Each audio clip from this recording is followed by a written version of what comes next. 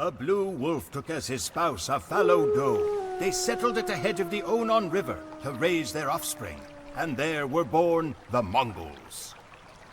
So begins my life's work, the secret history of the Mongols. I have been selected to compose this epic because great events are about to take place. We are going to leave Mongolia. I have lived always on this frigid, dry, and endless steppe. The tribes here squabble like vultures, fighting over the desiccated corpse of a marmot. We fight over limited resources, scarce water, few trees, sparse grass for our herds to graze on. A wise and dangerous man named Temujin means to change all this. He says that if the tribal conflict is to end, the Mongols require but two things. First, we need green pastures for our herds. With more to go around, there will be less competition among tribes. Second, we are a culture of warriors. We need a common enemy with which to do battle. To meet both these needs, Temujin has come up with the most modest of schemes, to unite the tribes and go to war with anyone who stands in our path. How, we ask him, how can nomadic horsemen in felt tents embark on a campaign of world conquest? Temujin replies that we will not fight as warriors, but as a unified army. We fight not for personal glory, but for the glory of the Horde. And with those words, the name of Temujin has passed into almost obscurity. His name is replaced with the title, Great Khan, Genghis Khan.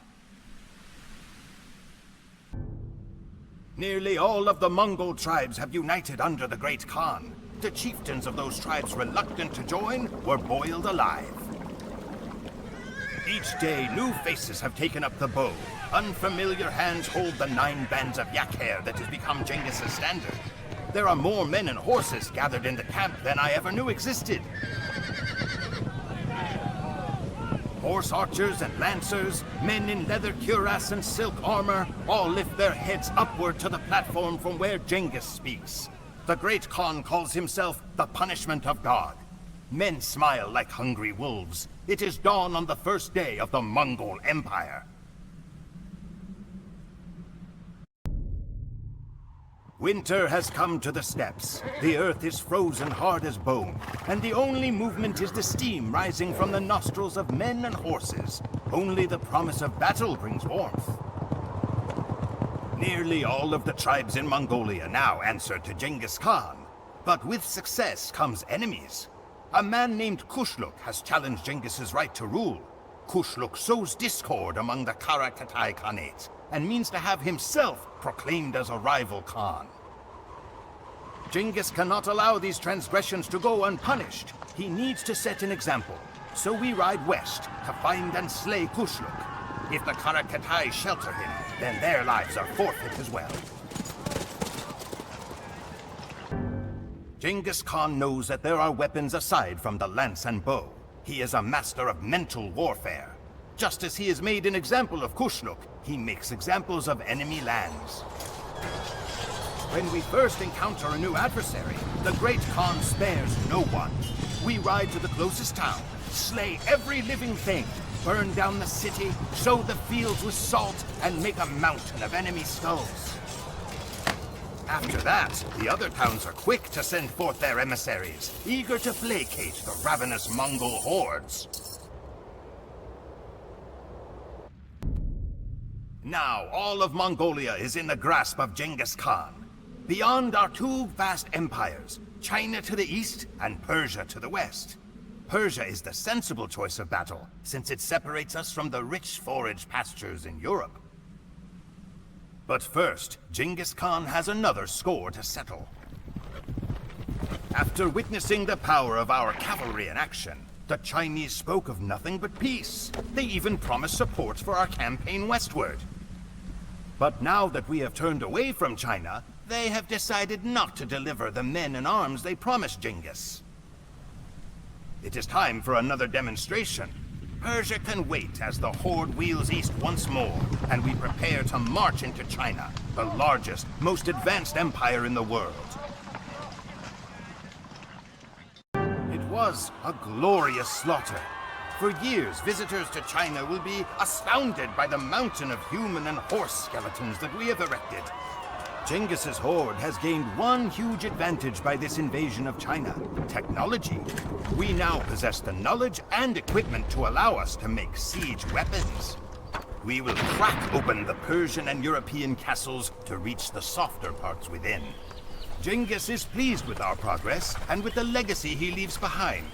His mother once ate wild onions and rodents to keep from starving.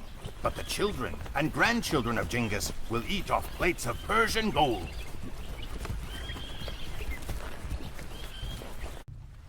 Sleep in the saddle, drink the rain, eat nothing but dried meat, dried milk, and horse blood.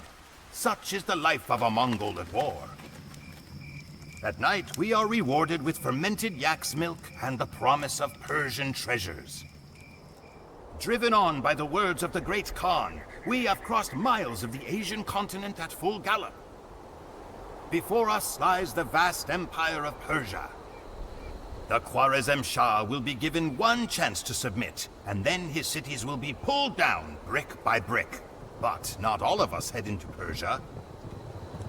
Genghis has sent Sobotai Batur of the reindeer people north into Russia. The Russian principalities are disorganized, and Genghis hopes that Sobotai can break them one by one. Then the horde will rule all of Asia. The Persian army numbered nearly 500,000 men, but was beaten by a Mongol army less than half that size. The governors of outlying cities were executed by pouring molten silver into their eyes and throats. The capital city of Samarkand, which was expected to withstand our siege for a full year, fell in 5 days. Separate mountains were made of the skulls of men, women, children, horses, dogs, and cats. We roamed the streets in wonder at the opulence of the Persians, drinking at their fountains and gorging ourselves on sherbet and tropical fruit. For a man born in a tent, it seemed as if Genghis Khan had torn open the gates to heaven itself. Russia and Mesopotamia were now ours to command. The empire now stretched over 7,000 miles, from the Pacific Ocean to the Black Sea.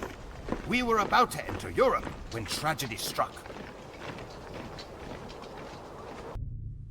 Old wolves do not die gracefully. Warriors their whole lives, they do not know how to live when they grow old and their fangs fall out. Such it is with Mongols as well. Genghis Khan was now 80 years old. On the night when we knew our glorious conquest was about to end, Genghis summoned his sons to his tent. They found their father shivering before a fire, delirious with pain. "My descendants will wear gold," he said. "They will eat the finest meals and ride the finest horses, and forget to whom they owe it all. A deed is not glorious until it is finished." And he refused to die until Ogedai, his third son, promised to continue the war. Ogedai emerged from the tent, carrying his father's bow, and declared, "This storm is not yet finished. I hear the sound of lightning, and it strikes in Poland." The church bells rang in Europe when they saw our horde pouring out of the mountains. The armies of Bohemia and Germany hastened to Poland's defense. To them, our army might have been from the underworld itself, still commanded by the shade of the great Khan. European knights fight as individuals, but Mongols fight as part of a united army. Laden down with armor, the Polish and Germans could not catch our quick-footed horses. Time and again, we fired flaming arrows at them, then retreated out of range. When the enemy cavalry pursued, we would lead them into an ambush. The ambush was always announced by the Nakara, a huge drum carried into battle on a camel. 100 times 100 times has the Nakara sounded on this day. We were ordered to cut off an ear of every victim. 9 large sacks of ears were sent back to Ogedai Khan. Only one power stands in our way. France and the kingdoms beyond are beaten from decades of crusades. If we break Eastern Europe, then it is likely that all of Western Europe will surrender. But to break the East, we must defeat Hungary. Hungary possesses the most formidable cavalry in all of Europe.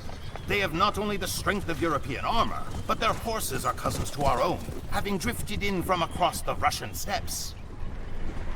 The Saho River that separates us from the army of Hungary is frozen, so we will be unable to deploy boats. Instead, the battle will be won or lost over who controls the bridge.